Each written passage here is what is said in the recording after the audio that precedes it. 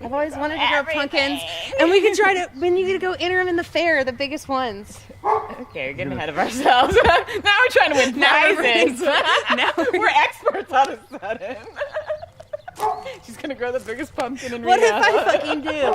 I'm gonna come outside and I'm gonna read it poetry every single day, and it's gonna come from the heart every day.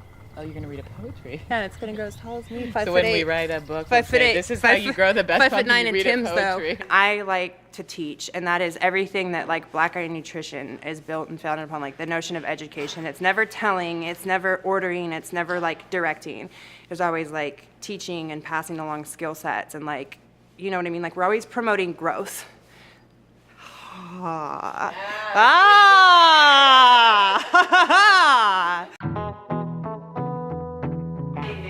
You're like glowing like an angel. Oh man! Can you take a picture of my dating profile? FarmersOnly.com. Oh God. This is just black coffee. The cup is a big fat lie. It says like be about love. I'm not really that way, but I would like to like people more than I do. I just don't love most people. But back to plants.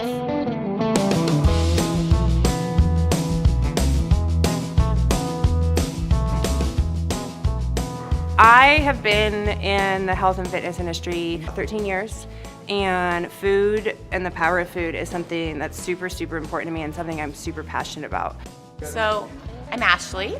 I grew up on a farm, so farming has just kind of been a part of my life for a long time. This will be my third year growing food. My first 2 years I had the help of Miss Chloe. I love gardening. I think a lot of people don't know that, but my mom forced me to garden when I was little.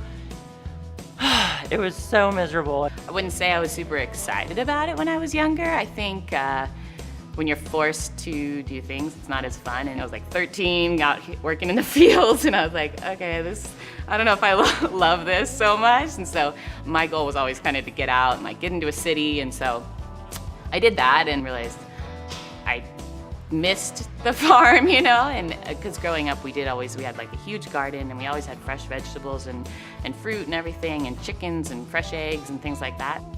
So I hated gardening for like the first 3 years because it was almost like a punishment.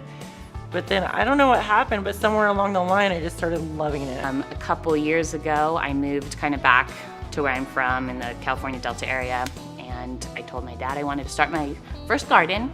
So I actually had never really had my own garden before, and my dad was super excited that I was like into farming, and so he came over and helped me build like a big raised bed, and I just kind of trial and error learned how to grow stuff. I don't have a huge knowledge base for vegetables and fruits and such, but decorative plants, landscaping, indoor plants, I love.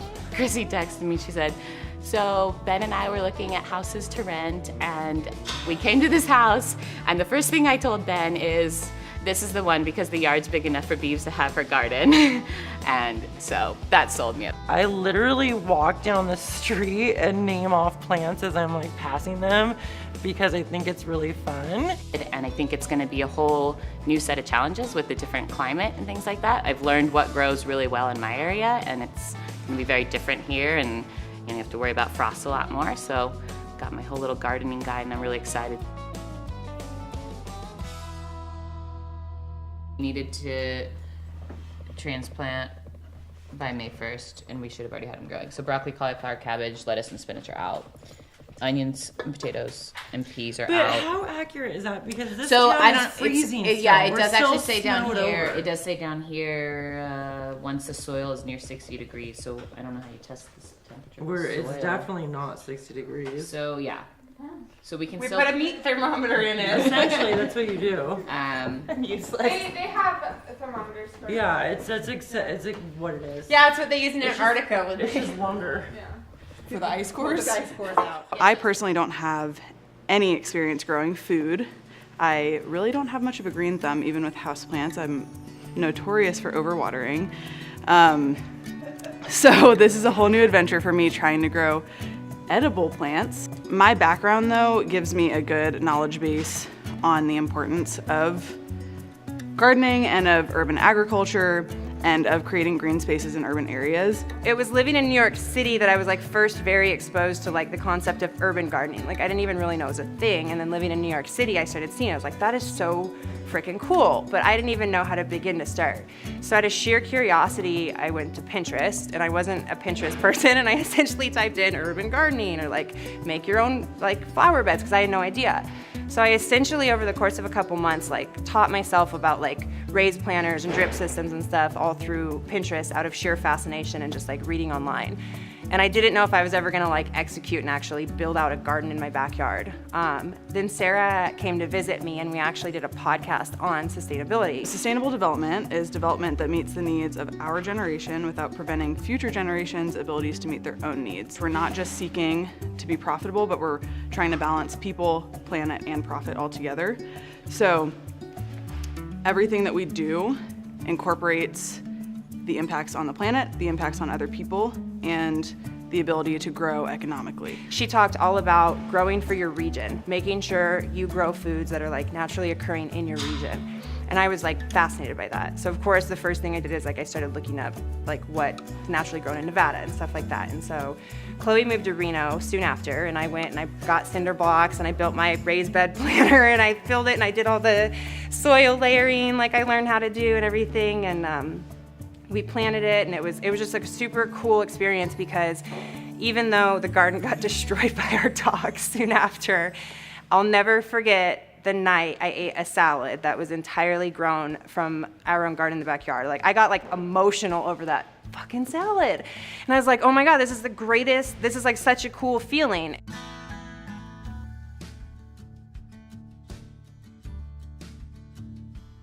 I grew everything. I grew broccoli, Brussels sprouts, cauliflower, bell peppers, eggplants, tomatoes, rainbow carrots, Swiss chard, rainbow beets, like everything I could possibly try to grow. Winter started a little planter in my house to kind of get the seeds started and then transplanted those, so that was a new thing, and I was thinking we could kind of do that here, like especially because the weather's been a little weird this season, where right now I would think we would start planting, but just snowed yesterday, so you know, like that would have just killed all our plants. So if we started some seeds maybe in the house, and then kind of get a plant going. But no, you're talking seeds. She wants us to grow from seeds. Oh, I would only ever grow beets from seeds. I've had delicious beets and they were not from seeds. Why do you hate me so much? We want carrots. Wait, hold on. So all of this is from seed. Carrots. Yes. Surprise!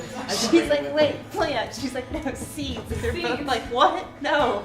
When you're first kind of starting farming, and or even if it's just in pots or whatever, like you screw up a lot in the beginning. What are we gonna do in the barrels? It's like herbs and strawberries and shit. Yeah, The strawberries for sure. And the tomatoes maybe in the barrels.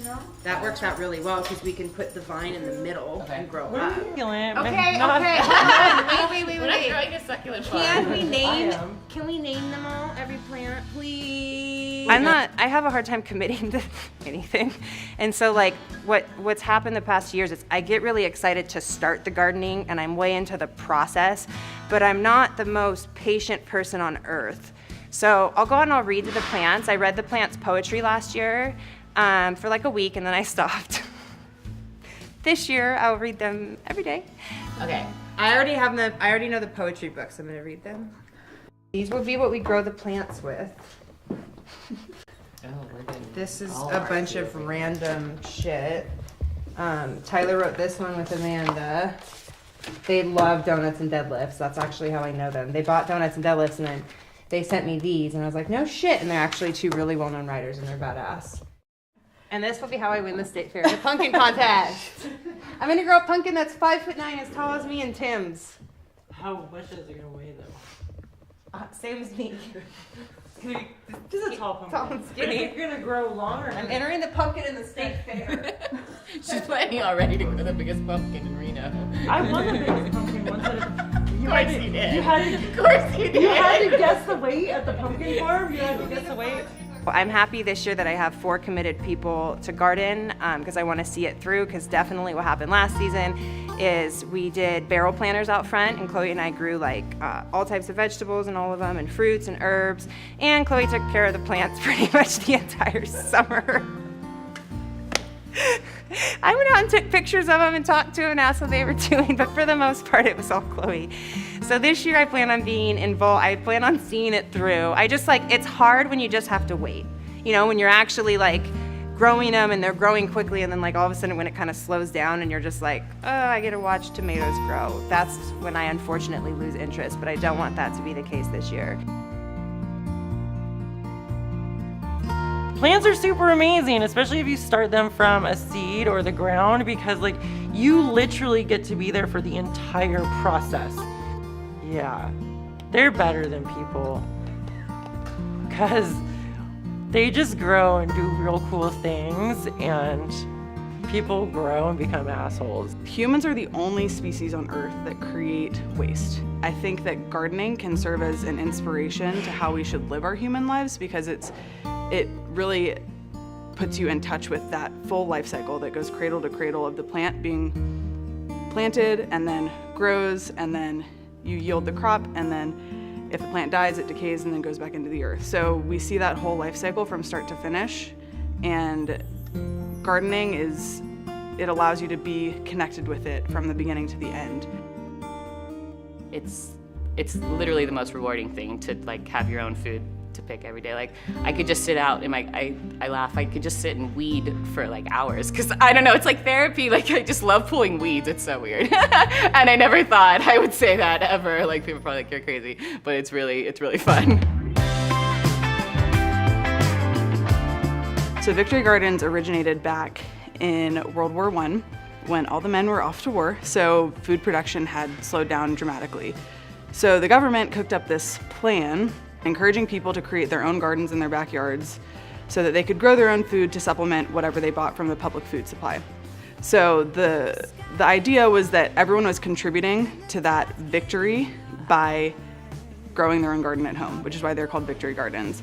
So not only was it indirectly helping the war efforts, but it was also like a morale boost. It was helping people feel like they were contributing, and it was also giving them that attachment to that whole life cycle of growing something on your own and cultivating it and then eating it yourself. So I really like that idea, and I think of what we're doing and of what a lot of young people are doing these days with their urban farming and urban gardening as our own form of victory gardening. We don't have to do anything huge to have an impact. We just do it in our own backyard or on our balcony.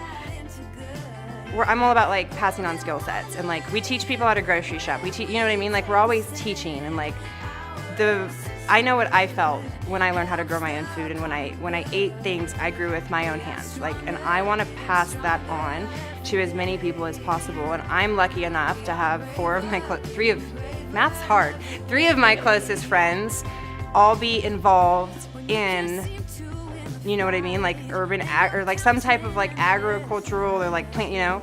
And because the 4 of us do all share such a strong passion, like we figured the best way to share and show that passion was to essentially come together. And we want this series essentially to be like knowledge driven. Like we want to teach people the power of growing their own food. Dreams stick together and make history. Golden wonderland, when we're hand in hand, our sisterhood turns bad into good. Golden wonderland, when we take the stand. And this isn't just going to be like, watch us grow our own food because we're hot and we're going to garden in our sports bras. Like, of course that's going to happen. We're going to garden in our sports bras. We're going to dump them out. We always do.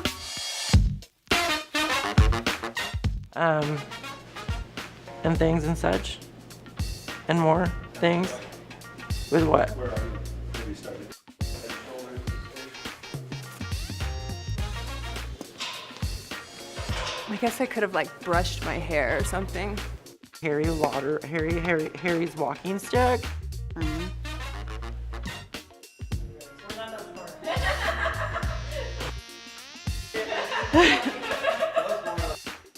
I just really like plants.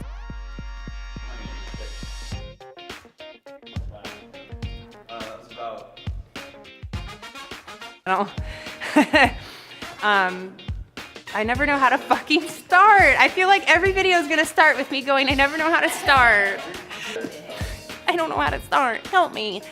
I don't know why I'm nervous for this. I think it's because I feel like I'm the least knowledgeable. Hi, I'm nervous for this, and it's because I'm the least knowledgeable.